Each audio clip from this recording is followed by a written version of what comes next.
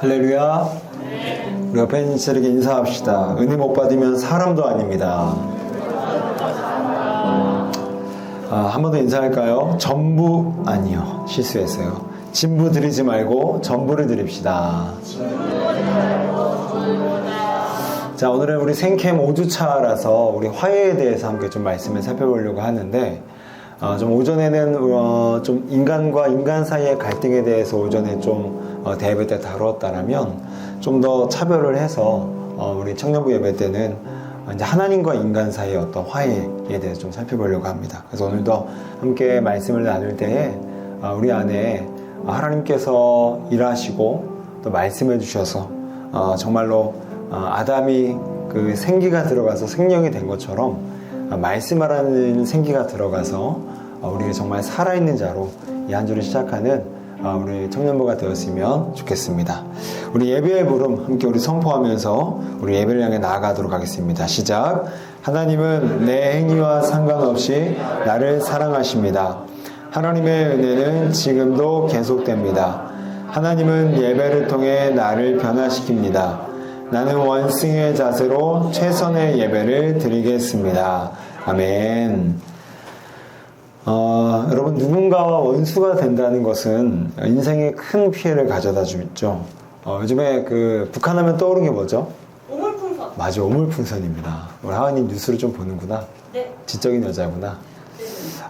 말도 안 되죠. 여러분, 지금 21세기 세계에 오물풍선이 날아와서 이 남한 대한민국에 떨어진다? 이거 되게 말도 안 되는 일인데, 굉장히 반문명적인 일이고 굉장히 저질스러운 일인데, 원수가 되면 이런 일이 벌어지게 된다는 거예요. 지금 북한을 보십시오. 우리 북한은 그 북한 내부 안에서 통일이라는 단어를 다 강제 삭제하고 있습니다.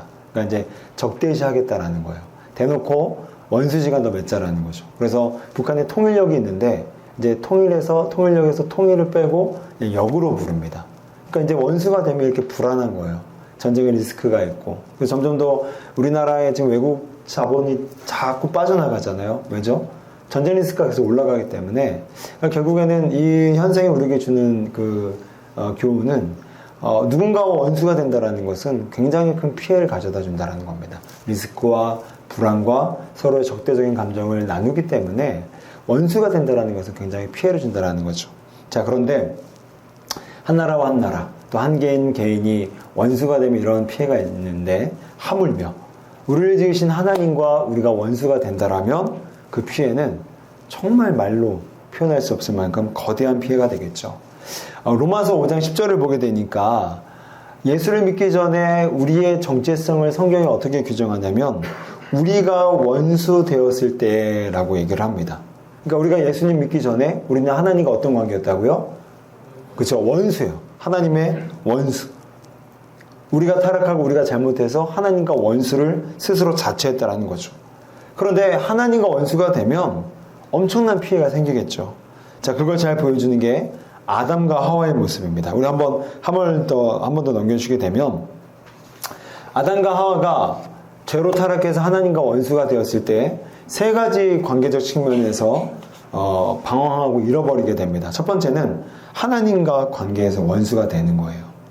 아담과 그의 아내가 여호와 하나님의 뭐를 피하여? 낯을 피하여 동산나무 사이에 숨은지라. 여러분, 아담과 하와는요, 두려움이라는 감정이 원래 없었습니다. 그런데 하나님과 원수되니까 하나님이 두려운 거예요. 또한 두 번째는 자신과 원수가 됩니다. 여호와 하나님이 아담을 부르며 그에게 이르시되 네가 어디 있느냐. 여러분, 지금 하나님이 아담과 하와가 어디인지 몰라서 지금 찾고 계시는 걸까요? 그래서 이 질문을 하시는 걸까요? 아닙니다. 하나님은 이 질문을 통해서 너의 모습을 상기해보라는 거예요. 너 지금 어디 있어? 너 지금 뭐 하는 거야? 너 지금 어떤 상태니? 이렇게 질문하는 겁니다. 왜냐면 질문받는 자는 질문을 통해서 자기 모습을 다시 한번 상기할 수 있거든요. 결국 하나님은 이렇게 얘기하시는 겁니다. 야, 너 지금 피조물의 자리를 이탈했어. 너 지금 너무 교만해. 너 죄로 인해서 타락했어. 너는 지금 내 자리, 창조주의 자리를 넘보고 있는 거야. 결국 인간은요, 아담과 하와는요, 성경이 얘기하는 것처럼 교만의 선봉은 패망이라고 했는데 이들은 피조물의 자리에 만족하지 못하고 감사하지 못하고 창조주의 권위를 넘어서려다가 피조물의 자리를 이탈하게 됩니다. 여러분, 이 시대가 얼마나 많이 자기를 찾습니까? 그렇죠? 자기를 즐거워해요. 자꾸만 자기에게 애착을 갖습니다. 근데 점점 더 왜 이 시대는 자기다움을 잃어버릴까요? 바로 이거예요. 네가 어디 있느냐. 피조물의 자리를 이탈했을 때 우리 사람은요, 자기다움을 잃어버린다라는 거예요. 자, 세 번째는 이웃과 원수가 됩니다. 너는 남편을 원하고 남편은 너를 다스릴 것이니라. 여러분, 여기서 말하는 원하다와 다스리다라는 말은요, 똑같은 말입니다. 이 말은 지배하다라는 뜻입니다. 그러니까 너는 남편을 지배하길 원하고 남편은 너를 지배하길 원할 것이니라. 하나님과 원수가 됐을 때 결과는 인간끼리 서로 지배 욕구를 갖게 된다는 거예요. 여러분, 왜 이 사회가 더 분열됩니까? 왜 우리 가정이 분열되죠? 왜 우리 한일수반에 균열이 있는 거죠? 서로 안 섬기려고 하는 겁니다. 지배하기만 원하는 거예요. 서로 받기만 원하지 주려고 하지 않기 때문입니다. 결국 이 하나님과 원수된 관계는요, 자기와 자기의 관계도 또한 나와 너와의 관계까지도 다 원수로 만드는 겁니다.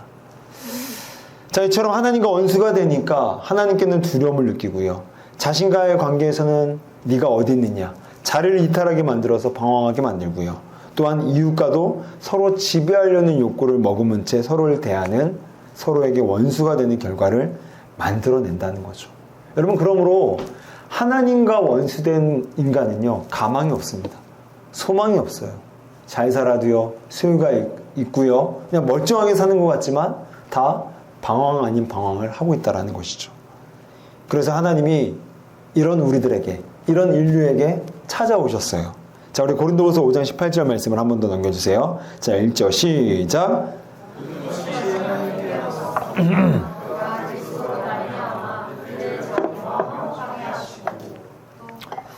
모든 것이 하나님께로서 났으며 그가 그리스도로 말미암아 우리를 자기와 화목하게 하셨다라고 얘기를 해요.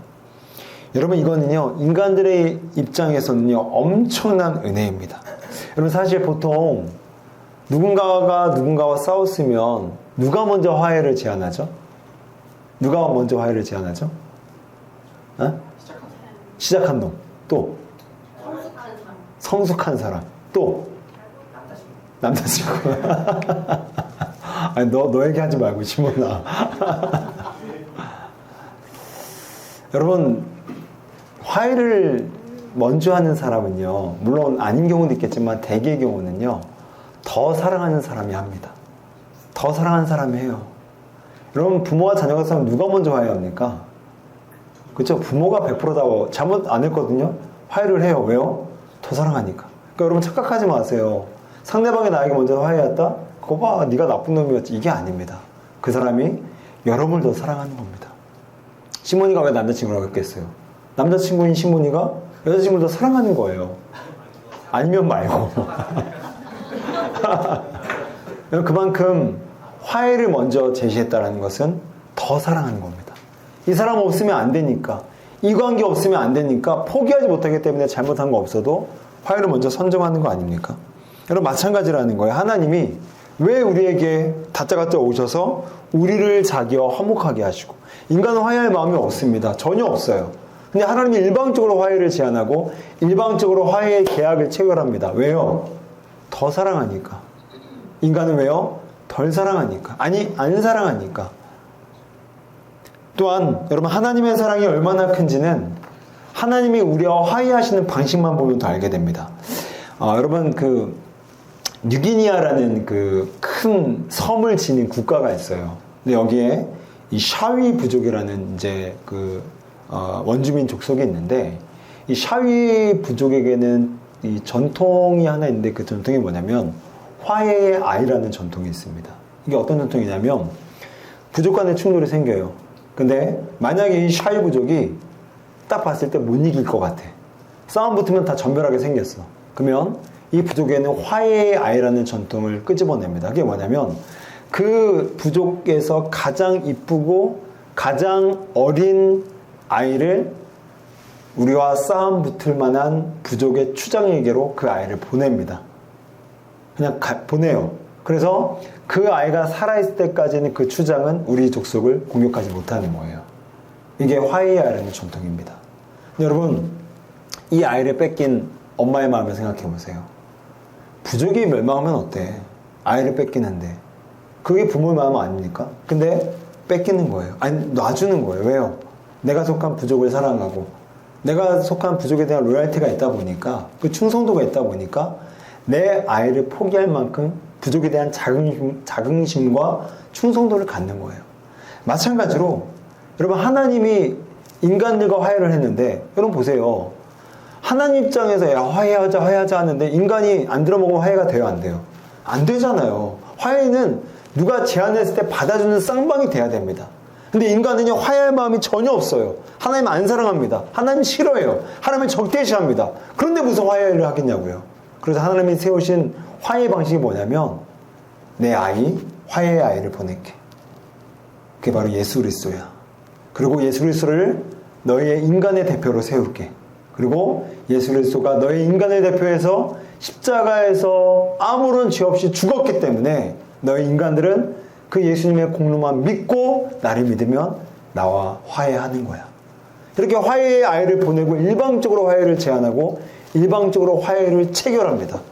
인간은 화해할 마음도 없고 화해할 열심도 없어요. 그러나 하나님이 일방적으로 화해하셨고 화해를 유지하고 계시고, 예수님의 공로가 끝이 없기 때문에 우리는 우리의 행위와 상관없이 예수님을 믿기만 하면 화해가 자동적으로 되는 겁니다. 왜요? 내 행위 때문에? 아니요. 화해의 아이 되신 예수님이 지금도 살아계시기. 그 예수님이 하나님과 나 사이의 적대감을 화해의 아이를 통해서 누그러뜨리기 때문에 내가 아무런 공로 없이도 아무런 행위 없이도 나는 자동적으로 예수님의 공로만 믿기만 한다면, 십자가의 사랑만 믿기만 한다면 나는 하나님과 자동적으로 화해가 되는 겁니다. 여러분, 오늘 이 말씀이 우리에게 주는 도전이 무엇입니까? 화해하라는 거예요. 하나님과 화해하지 못하면 아까 세 가지 측면의 관계에서 실패해서 하나님 앞에서는 두려움을 느끼게 되고, 스스로의 자리를 이탈해서 망가지게 되고, 남들과는 서로를 정복하려다 늘 싸우는 인생을 살 수밖에 없기 때문에 반드시 화해하라는 겁니다. 하나님과 화해에서부터 우리의 삶의 퀄리티가 결정된다는 거예요. 하나님과 화목할 수 있다면 나 자신과도 화해하게 됩니다. 그리고 내 옆에 있는 사람과도 화해하게 돼요. 그러므로 화해하기 위해서 끊임없이 우리에게 요청하신 하나님의 말씀이 무엇입니까? 회개입니다. 회개. 그리고 회개 없으면요, 화해하지 못해요. 내 스스로가 내가 죄인임을 인정하지 못하면요, 화해하지 못합니다. 왜요? 내가 죄인임을 인정하지 못하는데 어떻게 구원자를 찾겠냐고요. 내가 죄인임을 끊임없이 기억하고 인식하고 나의 행위가 아니라, 나의 공로가 아니라, 나의 열심이 아니라 예수님의 그 화해의 아이 되신 예수님의 살아계심을 근거로 회개했을 때 우리는 그때서야 비로소 하나님과 화해가 된다는 거예요. 자, 그렇다면 구체적으로 하나님과 화해하게 되면 어떠한 유익이 우리 삶 가운데 일어날까요? 한 번 더 화면을 넘겨주시겠어요? 자, 하나님과 화해하게 된다면 하나님을 아빠, 아버지로 부르게 되는 실제가 일어납니다. 여러분 그거 아세요? 창세기를 여러분 이따 집에 가셔서 쭉 한번 창세기 1장부터 3장까지 살펴보세요. 아담은 단 한 번도 하나님을 아버지로 부르지 못합니다. 아담은 자녀로 태어난 게 아니라 아담은 피조물로 태어난 겁니다. 신과 그 신의 피조물이라는 엄격한 격차 안에서 태어난 거예요. 그래서 아담은 그렇게 무지하게 태어났지만 단 한 번도 하나님을 아버지라 부를 수 없었어요. 그런 신분이 아니었던 겁니다. 그런데 예수님이 인간의 대표가 되셨고, 그래서 예수님의 공로가 나의 십자가 공로가 내 공로가 되어져서 예수님이 하나님을 아빠, 아버지라고 불렀기 때문에 우리 역시도 하나님을 아빠, 아버지라고 부를 수 있는 특권이 주어지게 된 거예요. 그러니까 우리는 아담보다 더 나은 존재가 된 거예요. 그래서 우리를 오늘 고린도후서 5장 17절에서 우리를 향해서 뭐라고 부르냐면 새로운 피조물이라고 부릅니다. 옛 피조물이었던 아담 안에서는 하나님의 아버지가 안 됐지만 새 언약 안에서 새 피조물이 된 우리는 예수 그리스도 때문에 우리 역시도 하나님을 아빠, 아버지라 부를 수 있는 특권이 생긴 거예요. 여러분, 아버지 하면 뭐가 떠오릅니까? 물론 엮이는 가정 안에서는 아버지가 굉장히 혐오스러운 존재겠지만 보통 일반적인 가정 안에서 아버지 하면 떠오르면 그렇지 않아요. 늘 내 편이잖아요. 오늘 하나님과 화해한 사람들은요, 하나님을 아빠, 아버지라고 부를 수 있는 그런 신분의 특권이 생깁니다. 두 번째, 여러분, 산다는 것이 황홀하다라는 책이 있어요. 근데 이 책은 슈라를 이제 바탕으로 쓴, 한 사람의 전기인데, 이 슈라의 주인공이 다하라 요네코라는 일본 여인이거든요. 근데 이 여인이 18살 때 어머니가 뇌일환이라는 질환으로 쓰러지게 됩니다. 생사를 헤매게 돼요. 근데 그 사실에 너무 비관한 나머지, 이 요네코라는 인물이 18살에 이 달리는 철도에 몸을 던져버리게 돼요. 그런데 이게 인간적인 입장에서 보면 다행인 건지 불행인 건지 안 죽게 됩니다. 근데 왜 이게 불행이냐고 제가 말씀드리냐면 오른손에 세 손가락 빼놓고는 다 잘려나간 거예요. 두 다리, 왼팔, 오른팔 하나 붙어있는데 붙어있는 거는 3개밖에 없는 거예요. 세 손가락이. 근데 살아난 거예요. 그 자신의 삶을 더 비관하게 됩니다. 그래서 이제 다시 한번 두 번째 자살 시도를 꾀하게 돼요. 이제 세 손가락밖에 없으니까 죽을 수가 없는 거예요. 병원에 감시도 있고. 그래서 생각해낸 게, 그럼 수면제를 모으자. 수면제를 하루에 하나씩 모아서 꽤 많은 용량을 차게 되면 그때 한꺼번에 먹고 죽자. 근데 그 사이에 수면제를 모으던 그 시기에 외국 선교사였던 맥클로이 선교사와 일본의 청년 통역사였던 이 아키도시, 둘 다 크리스찬이죠. 병원 전도를 오게 된 거예요. 그러고 나서 복음을 전하고 성경책을 주고 갔는데 호기심에 그 성경책을 읽다가 이 요네코라는 이 여자 인물이 고린도후서 5장 10절 말씀에 확 사로잡히게 됩니다. 그 말씀이 어떤 말씀이었죠? 그런 중 누구든지 그리스도 안에 있으면 새로운 피조물이라. 이전 것은 지나갔으니 보라, 새 것이 되었도다. 이 말씀을 읽는데 완전 영원히 사로잡힌 거예요. 영원히 감옥처럼 느껴졌던 모든 것들에 대한 해방감을 가지게 되었던 거죠. 그러고 나서 자신의 세 손가락을 보게 됩니다. 근데 그전에는 3개밖에 남지 않았네 라던 인식이 바뀌어서 3개나 남았네? 이런 인식으로 변화가 된 거예요. 이런 시선의 변화가 일어나니까 환경은 그대로입니다. 손가락이 늘어나지 않아요. 똑같이 남은 세 손가락을 보면서도 3개밖에 해서 3개씩이나로 인식의 전환이 일어나게 됐던 거예요. 그러고 나서 이 여자분은 아까 그 일본 통역사였던 아키도 씨와 결혼을 하게 되고 딸을 2명을 낳게 되고 그 남편은 목사가 되고 이제 이 여자분은 사모님이 되어서 남은 평생을 전도자의 삶을 행복하게 황홀하게 살아가게 됩니다. 그래서 그 전기의 책 제목이 바로 산다는 것이 황홀하다라는 책 제목을 짓게 돼요. 여러분, 세 손가락을 가진 채로 가정을 일구고 또한 전도자의 삶을 살아가게 만들었던 황홀함의 그 근거, 역동은 어디서 일어났다고요? 하나님과 화해한 겁니다. 고린도후서 5장 10절의 말씀을 읽으면서 보라, 너는 새 것이 되었어. 보라, 너는 새 것이 되었어. 너의 남겨진 세 손가락으로 너의 삶을 평가하지 마. 너는 그리스도로 값주고 산 영원한 생명이고 너는 귀한 생명이야.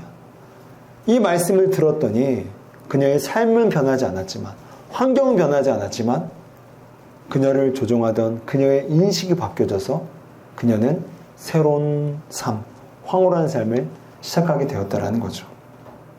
여러분, 이런 삶이 어떻게 가능했다고요? 하나님과 화해했기 때문입니다. 여러분, 하나님과 화해한 사람을 보세요. 하나님과 화해한 사람을 보십시오. 정말로 새로운 인생의 지평이 열리게 됩니다. 세상이 도저히 감당을 못할 사람이 돼요.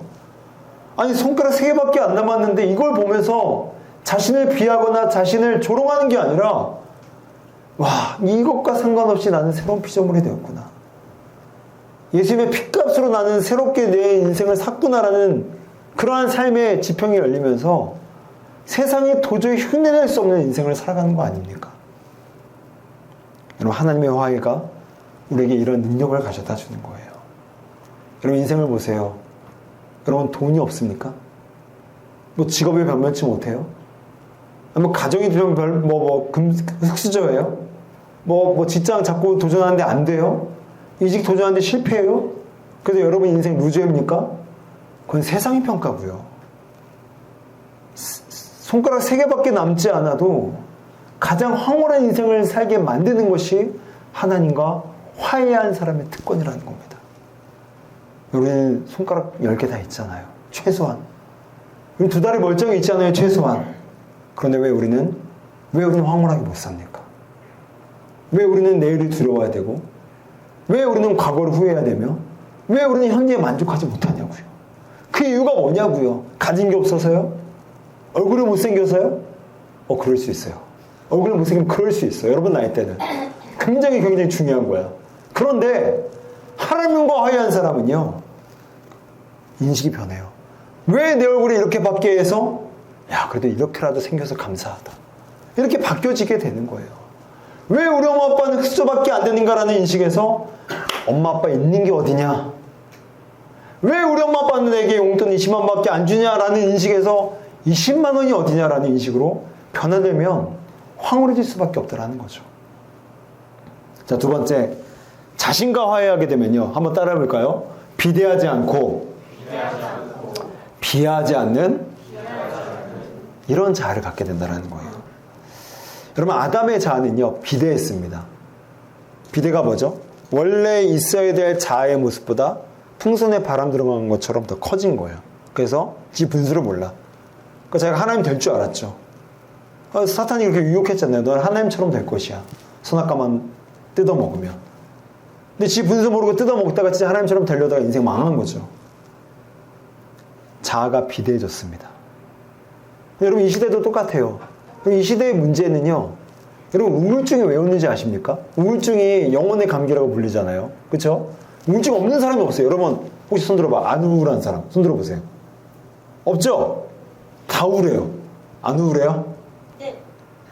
이따 나 좀 따로 만나서 좀 코칭 좀 해줘. 나 때로 좀 우울하거든요. 우울한 게 여러분 정상입니다. 감기라고 하잖아요. 근데 여러분, 우울이 왜 오는지 아세요? 어떤 정신과 한 의사의 얘기를 들어봤더니 우울이 오는 이유에 대해서 딱 한마디로 정의하는데 너무너무 맞는 말이야. 자아가 비대해져서 거기를 채우지 못했을 때 오는 불만족이 우울이라는 거예요. 그쵸?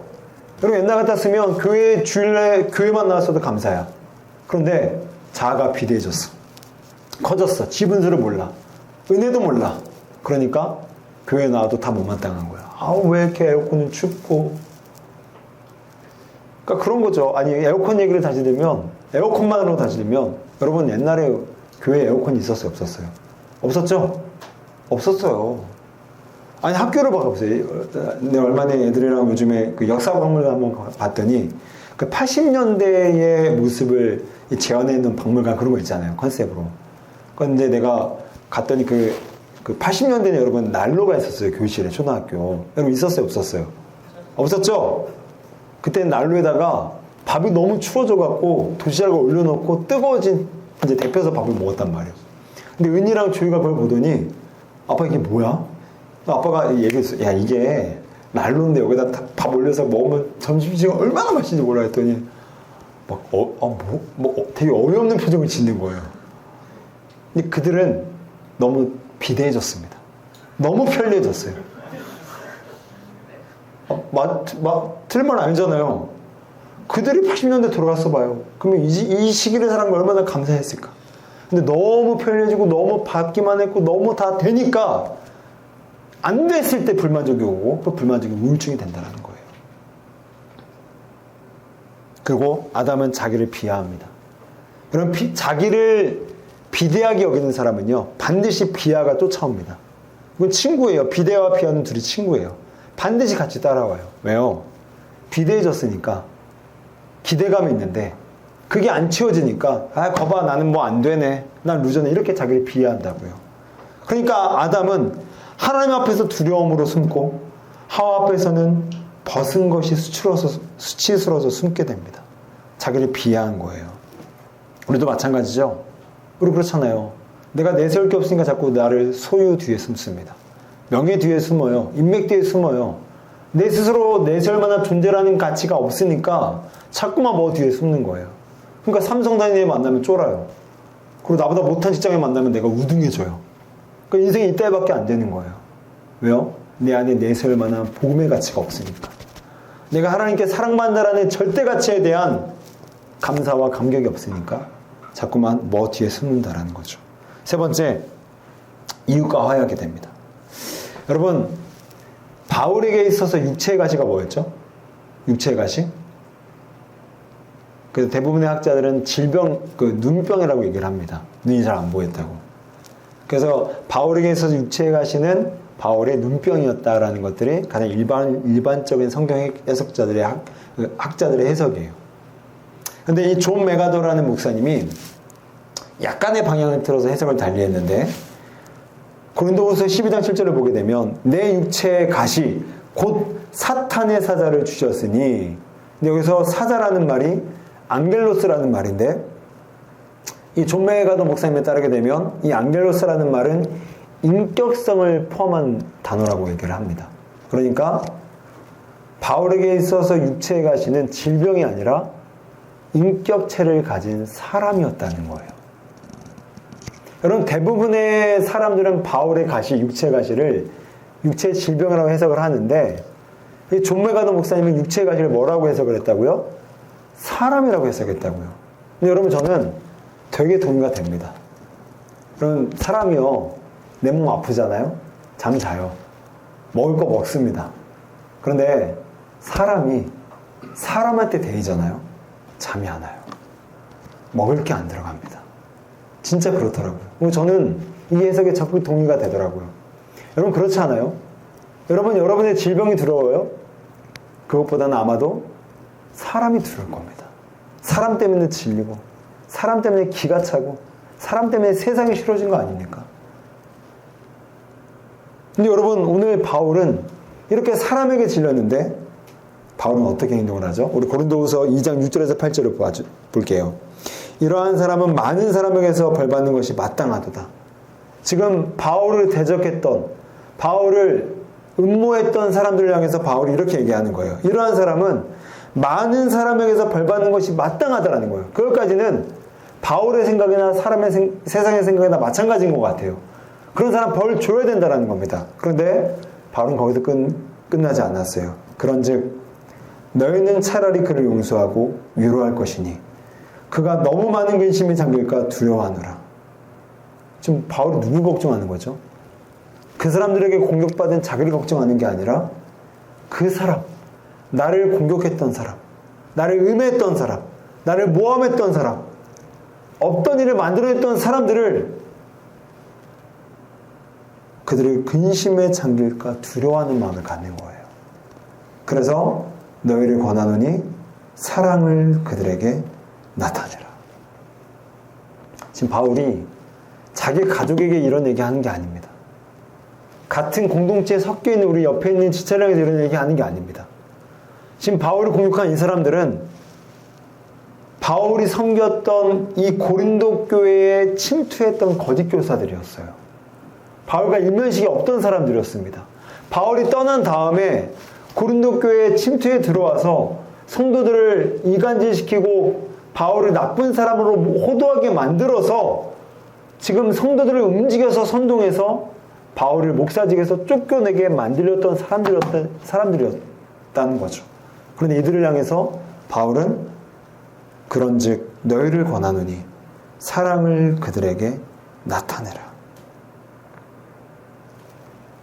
이런 바울이 도대체 어떤 이런 능력이 있었을까요?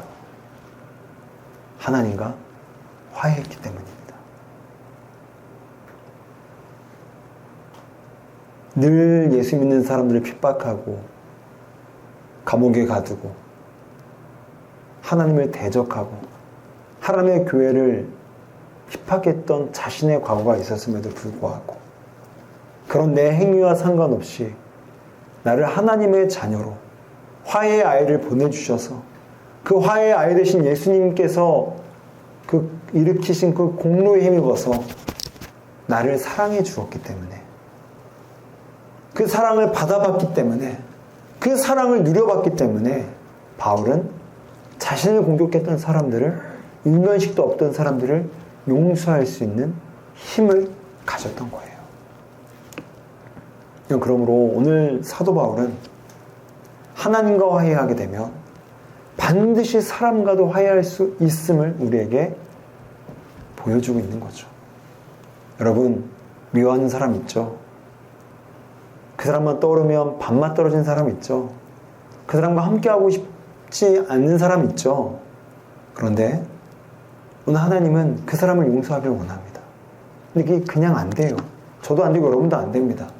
근데 단 하나, 하나님이 나를 사랑하셨다라는 그 사실에 힘입어 우리는 나를 공격하는 사람, 나를 모함하는 사람, 나를 의뢰하는 사람을 용서할 수 있는 겁니다. 왜 그렇게 하라고요? 그렇게 안 하면 평생 분노와 짜증과 원망의 종이 될 수밖에 없기에 이제는 그것을 그치고 멈추고 하나님께 화해한 자로서 그 사랑을 시작하라는 거예요. 자, 그렇다면 마지막으로 하나님은 이렇게 우리가 하나님과 화해했다라면 우리에게 부탁하는 삶이 있습니다. 우리 한 번 더 넘겨주시죠. 자, 고린도후서 5장 18절 19절인데요. 같이 한번 읽겠습니다. 시작.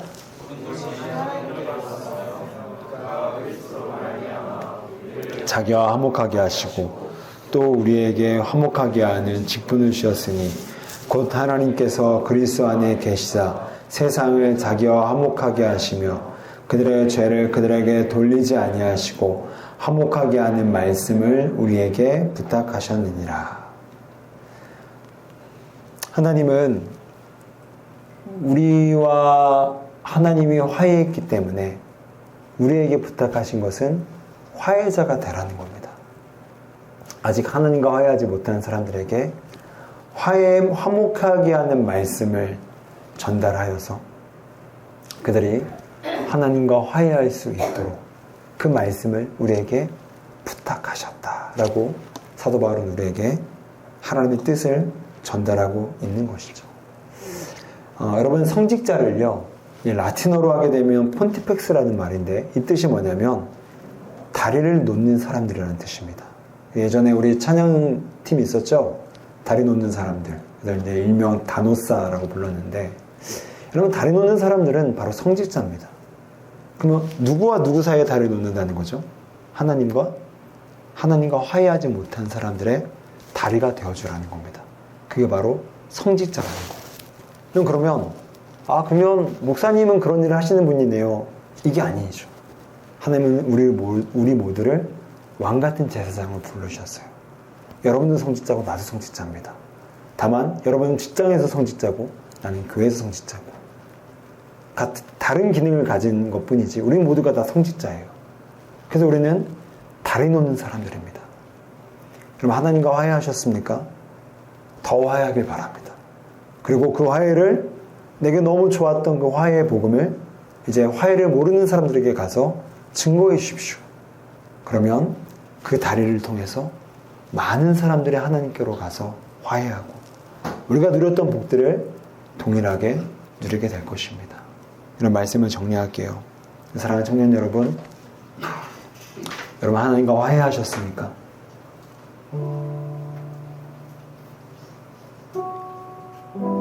하나님 앞에서 두려움을 느끼거나 내 정체성을 이탈했거나 남들을 끊임없이 증오하고 있다면 우리는 끊임없이 오늘도 화해할 것을 요청받는 것입니다. 하나님과 먼저 화해해야 나와의 관계, 또 타인과의 관계에서의 그 증오와 분노가 원한이 풀리게 돼요. 그래서 이제는 내 스스로의 인생에 다리를 놔주십시오. 그리고 아직 하나님을 모르는 사람들에게 가셔서 다리를 연결해 주세요. 내 가정에서, 내 직장에서 다리를 연결해 주셔서 여러분의 친구, 여러분의 지인, 여러분의 가족들이 아직도 예수님을 모른다라면 그 화해의 복음을 증거해 주셔서 그 많은 사람들이 예수께로 돌아올 수 있기를 주님의 이름으로 축원드립니다.